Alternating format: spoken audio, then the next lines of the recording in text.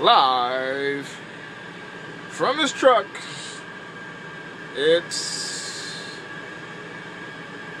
Hasn't thought of a name for himself yet.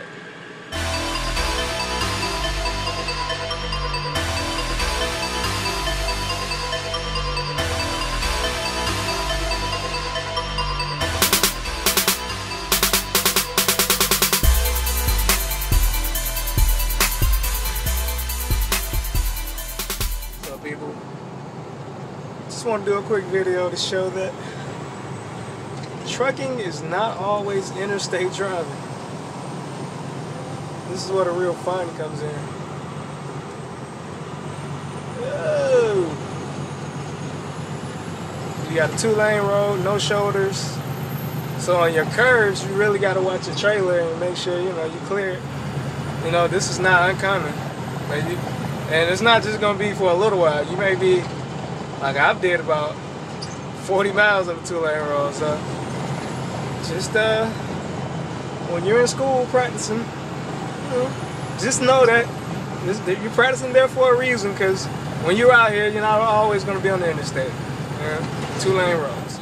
In this awfully tight dock, I started backing my trailer around where that van is. This van here. Started backing my trailer there. I had to back around all of this stuff and then back it into the dock that I'm in now, if you can see, which is right next to another little van. And I had to get around that. It wouldn't have been so hard if that van wasn't right there, but it was just in the way, because there's a much easier dock to get into on the other side, but because that van was there, it forced me, I couldn't straighten up so I can get to the other dock. So it forced me to make a tight turn with this trailer, and I had to put it in this dock. But either way, I'm in here, and one might ask the question, how did you do that? I have no idea. Docks, man, when you're in the truck driving school, take advantage of those back and alley docks. Take advantage of it. Take advantage of the alley docks. I have yet to do a parallel park, but there are some situations where you may have to. Say you want to park for the night somewhere. If it's not a truck stop, it's probably a rest area or a parking lot somewhere. Those situations, sometimes you have to parallel park. But offset backing, that kind of helps with your alley dock. So focus on your offset backing and your parallel parking when you go through school, because that is essential. All right, people, I'm out. Kurt, Boynton Beach, Florida. What's up, people? I'm in Boynton Beach, Florida, getting the truck unloaded. You may be able to see him come by a little bit. But, I hauled some insulation, which is what they put between the walls and houses, and what else they do with it, I don't know. Alright, see this truck here. He's been at it for a while. He's finally got it in there. This place is better than most, because you actually get a little room up front. But you gotta back your trailer with some stuff. There's this. You got this crap over here. You got another truck that's hooked to his trailer in your way. And then on top of that, you got this trailer that's sitting here. But I surprised myself on this one. I got it in there. Pretty much had to jackknife it, but it's in there. What's up, people? Just want to get this. This is my first time in this situation. This is a tight place to back into. You got to be spot on. What's up, man?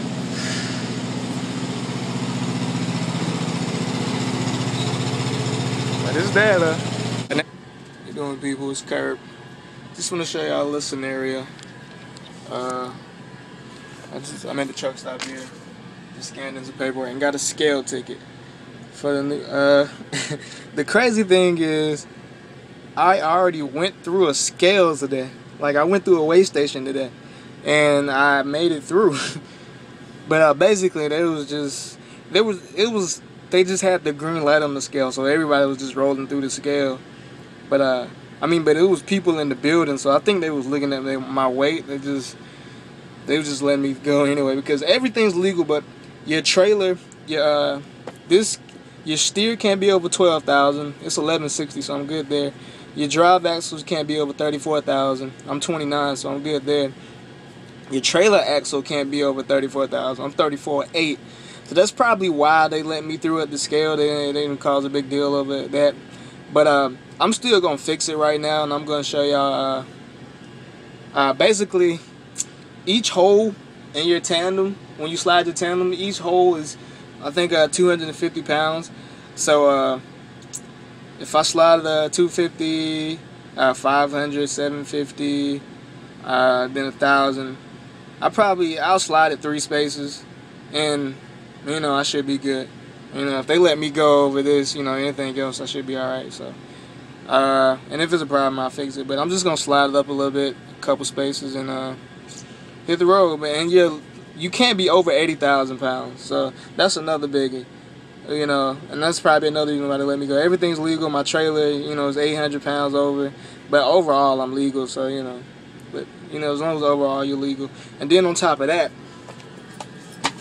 certain states require your tandems to be in a certain space. So I got to check that out real quick, because I'm going to different states require them to be in different spaces, and what you want to do is whichever state has the strictest, which means whichever state requires your tandems to be furthest up, that's where you slide your tandems. That way you're good, everywhere you go. And it's just basic steps for legalizing your load. So, and I've done this route a couple times. I'm in North Carolina. They got at least be D, so I'm good there. I'm going to North Carolina, then I hit Virginia, is D. Then Maryland is D, so I'm good. Then I'm going through Delaware. Delaware doesn't care because they're not on here. And then from Delaware, New Jersey. So let's see, New Jersey is D. So and D is the furthest back. They're the furthest back that the company wants you. We have an A, B, C, D system on our trailer, and D is the furthest back that they want you to go. And I'm gonna show you, but I think I'm just gonna slide it to C. Once I slide to C, I should be all right. So that's what I'm gonna do, and I'll show you. All right, people. All right, here we have A, B, C, D. I'm gonna put mine in C and keep it moving. Looks like I need to go up a little bit more. But basically, those are the notches underneath. And you pull this thing out. You lock your trailer brakes and you move forward. Then when you get your trailer where you want it, you push that thing back in and lock it in place. Getting loaded here. Hope they hurry up, because I have too high. I have an hour and 35 minutes left, but there's a place to park about 15 minutes. So as long as I get out of here with 15 minutes, I should be good. But I just wanted to show an easy way to know that your load is legal. It may save you some time from getting it scaled. Most of the time, if like this is gonna be a heavy load. It's like 42,000. It's supposed to be 42, so it's gonna be a heavy load. And as I went over it before, your drive tires, which are the 2 tires behind the truck, can be 34,000 pounds, and then your trailer tires can be 34,000. This gauge shows me the amount of pressure that's on my drive tires, which is the truck tires. And as you can see, when it gets to this line here, see the line is marked. That's how that should be. When the needle's there, it should be right at 34,000. So if the needle was above that, I know I gotta slide my tandems in my trailer. And I just slide them until the needle comes below that line.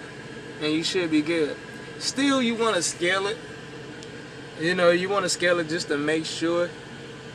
But for any other loads, like, you know, other little loads, 30,000, 35, as long as that needle's under the line, you don't got to scale it. But most loads over 40,000, I still scan them even though the needle's good.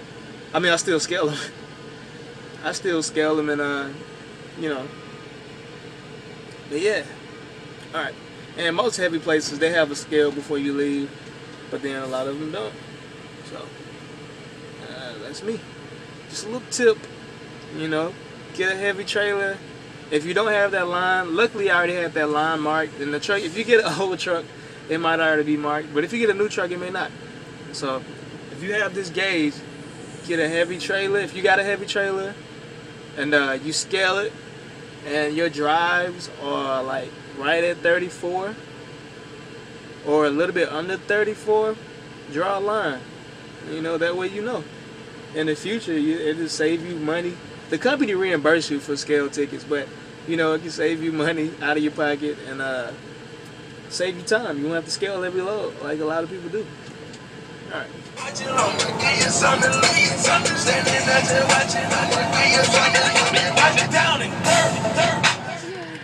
Deers aren't just in the country. I'm in New Jersey, and these two deers are probably can't see them out. We just can. They're just walking around, just chilling. Still ain't created myself. Fuck them snakes, ain't on this road to wealth. Still ain't created myself. It's these chances that you take with them because I was there. But I still ain't created myself. For anybody who ever wanted how I felt, I still ain't created myself. Created myself. Yo. For anybody who ever wondered how I felt, anybody who ever wondered what's wrong with me, here it is. 3/16 of what's in the heart of TIP. This song is dedicated to everybody who ain't here with me. Cal, man, fucked up, so when you get out, if I live to see it. We're going into the sky.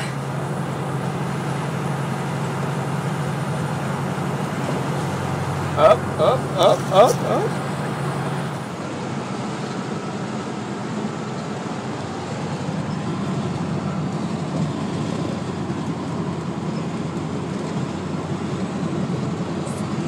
Jacksonville, Florida.